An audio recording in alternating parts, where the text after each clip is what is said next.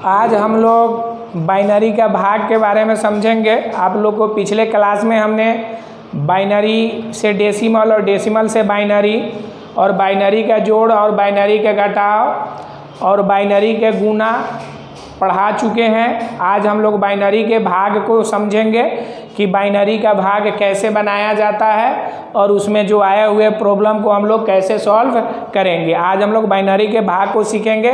चलिए हम लोग बाइनरी के भाग को हम लोग समझते हैं। जैसे हम लोग जनरल भाग देते हैं ना, सेम टू सेम उसी तरह से भी इसमें भाग देना पड़ता है। जैसे मान लिया कि हमको भाग देना है 4 से 9 में, 6 में, ऐसे भाग देना है। चाहे मान लीजिए कि 9, 7 कुछ लिख दीजिए, 8 लिख दीजिए। तो कहेंगे भाग देते हैं 4 दूना 8, तो 1 आ गया, 4 चौका 16, ये कट गया 1, फिर 4 चौका 16, ये कट गया, यानी 2 शेष बच गया। तो सेम टू सेम इसी तरह से जैसे जनरल भाग देते हैं हम लोग, उसी तरह से बाइनरी का भाग भी हम लोग करेंगे। जैसे मेन बात है, एक मरतबा ये आएगा तो यहाँ पर हम लोग 1 1 लिखेंगे और ये घटाएंगे तो ये क्या हो जाएगा 0 0। चाहे आप लोग काट भी देते हैं तो आप काट भी सकते हैं। जैसे यहाँ से ये कट गया, जो बचपन में हम लोग नीचे क्लास में कोई चीज़ को देते थे, घटता था तो हम लोग इसको काट देते हैं। यानी काटने का अर्थ है कि यहाँ कुछ नहीं है, मगर नियम क्या कहता है, यानी घटता है कोई चीज़ में से ना, तो वहाँ पर 0 ही बचता है। अगर कोई सी चीज़ में, जैसे मान लें कि आप 4 में से 4 घटाइएगा तो आपको 0 आएगा, ही नहीं कि कट जाएगा। मगर बचपन में इसलिए सिखा दिया जाता था कटने के लिए कि बचपन में आप लोग समझ जाए कि वहाँ पर कुछ नहीं है, इसीलिए उसको काट दिया जाता था। मगर नियम कहता है कि जब आप घटाइएगा कोई चीज़ में से तो यानी कटेगा नहीं, आपका 0 बचेगा, यानी कुछ ना कुछ बचेगा, यानी 0 से उसको हम लोग नोटेट करते हैं। तो चलिए आइए हम लोग देखते हैं। तो बेहतर रहेगा आपको यहाँ पर 0 ही लिखना है।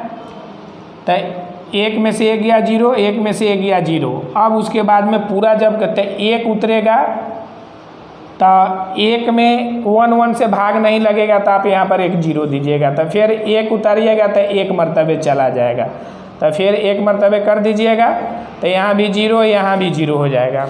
फिर आप 0 उतारिएगा, नहीं भाग लगेगा, 0 हो जाएगा।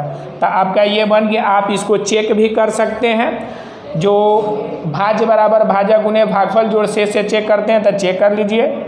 चलिए चेक कर लेते हैं।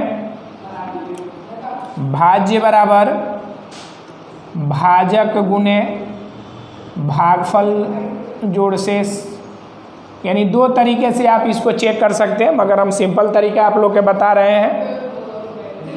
तो भागफल देखना है, भाजक है तो आपको 11 है, भागफल है 1 0 1 0, और शेष तो आपका तो 0 0 बचा हुआ है। शेष से कोई मतलब नहीं है। हमको यहाँ भाज्य है कितना, 4 गो 1 1 है और 1 0 है। तो आप क्या कीजिएगा, पहले इसको गुना कीजिएगा।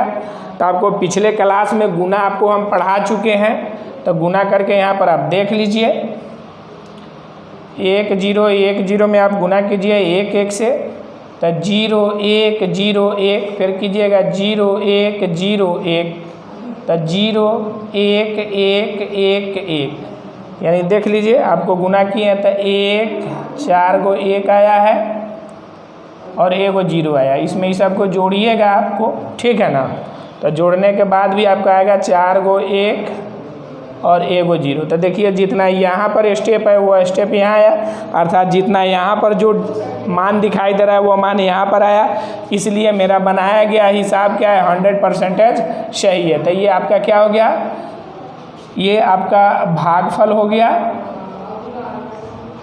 ये आपका शेष आ गया फाइनली, ये आपका भाजक हो गया, ये आपका क्या हो गया, भाज्य हो गया। तो अब आप लोग को 100% विश्वास हो गया होगा कि बाइनरी का भाग जो आया है उसका आंसर मेरा सही है। आप लोग को चेक करके ही बता दिए हैं। चलिए अब दूसरा को देखते हैं। इसमें भी आप 1 मरतबे जाने दीजिए, 1 1 0, फिर घटाव लिखिए, तो 1 में से 0 गया 1, आइए 0 0 हो जाएगा। चलिए अब 0 उतरा, नहीं भाग लगा, यहाँ 0 पड़ेगा, 1 उतरेगा तो नहीं भाग लगेगा, यहाँ 0 पड़ेगा, फिर 1 उतरेगा तो 1 मरतबे जाएगा ये। तो तो एक मरतबे जाएगा तो आप लोग देखिएगा ये ज़्यादा है, तो यहाँ पर आप लोग लिखिएगा 1 1 0 ऐसे लिखना है।